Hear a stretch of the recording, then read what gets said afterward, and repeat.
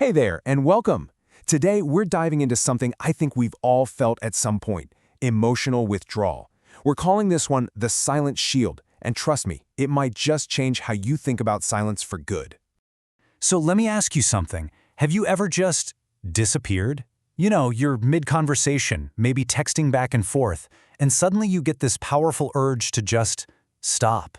Leave the text on read, shut everything down, go completely off the grid. If that sounds familiar, then you know exactly how badly people can misunderstand it. And this right here, this gets to the absolute core of the problem. It's all about how it looks versus how it feels. To everyone else, you might seem flaky or distant, maybe even like you just don't care. But inside, what's really going on is you're feeling completely overwhelmed and you're just trying to protect yourself. Okay, so let's talk about this disappearing act. What is actually going on here? The first thing you've got to get is that this is not a character flaw. It's not you deciding to be rude. It's something way, way deeper, a psychological response. Seriously, it's practically biological. When you're hit with really intense emotions, your nervous system basically hits the emergency brake. It makes the choice for you.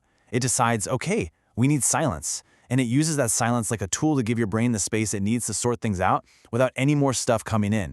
And that brings us to the main idea here. We really need to flip how we see this. It's not about an absence of words. It's about the presence of something else, a shield. Yeah, there's a name for this: emotional self-protection. And it makes so much sense when you think about it. Imagine if, growing up, sharing your feelings didn't get you support. What if it actually made things worse? Well, your brain is smart. It adapts. It learns that silence is a defense mechanism to stop that hurt from happening all over again. This quote just nails it, doesn't it? It's not that you don't care. It's that your silence has become a shield. I mean, wow, that's such a powerful way to look at it. The quiet isn't about not caring. It's your mind putting up its defenses when it feels like it's in danger. And that's exactly how our brains get wired. If you spent years feeling like your emotions didn't matter or like nobody was listening anyway, your brain does the math. It figures out, you know what? Staying quiet is just safer. It hurts less than being dismissed one more time. But here's the thing. It's not always about fearing what other people will do. Sometimes there just aren't any words. The silence happens because you're just completely overloaded. You ever get that feeling where there's so much swirling around in your head, just a total tangled mess of thoughts and emotions, that you have a million things to say, and so you say nothing at all? That's not a blank mind. That is a mind that is absolutely overflowing. This is especially true for people who are, highly aware.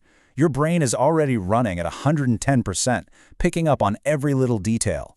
So when something stressful hits, it's literally like trying to pour more water into a glass that's already full to the brim. It just overflows. The brain's processing power is maxed out, and the only thing it can do is shut the door to new information and just withdraw to deal with it. So what does everyone else see? They just see you go quiet. They see this calm, maybe even serene exterior. But what's really happening on the inside? Oh, it's a whole different story. Behind that calm face, there is a ton of work going on. You're doing some deep emotional processing. You're trying to figure it all out, manage it, and get a handle on things before you can even think about engaging with the world again. Okay, so this brings us to what I think is the most important part of all of this. We have to reframe the shutdown. It's time to stop looking at it as a weakness and really start seeing it for what it is, a strength. Think about it. This isn't a story about being fragile or broken. This is a story about being incredibly self-reliant. You learned, probably the hard way, that you had to be your own source of comfort because you just couldn't guarantee it would come from anyone else. And that's not weakness. That is a superpower. So let's break it down one last time, nice and clear. When you or someone you love goes quiet, it's not indifference, it's processing. It's not flakiness, it's overload. It's not weakness, it is a survival strategy. And above all else, it is absolutely not a flaw. It's self-protection. So I'm going to leave you with this one question to chew on. What if your silence isn't a flaw at all? What if it's actually an incredibly smart survival strategy that you developed?